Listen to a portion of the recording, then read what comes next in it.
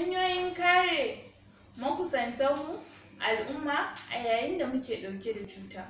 Idan muka ji tari ko atishawa, mu rufe bakinmu, hancinmu da ƙyalle mai tsafta ko tissue paper ko gwiwoyin hannunmu. Idan muka yi amfani da tissue paper, mu jefa shi cikin kwandon shara. Idan ko da ƙyalle muka yi amfani, mu wanke shi da ruwa da sabulu. Mu kiyaye tofar da yawu, majina, kaki a cikin mutane.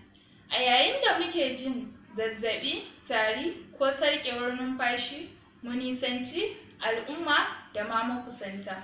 Kana mu tuntuɓi ma'aikatan lafiya ko mu hanzarta zuwa asibiti.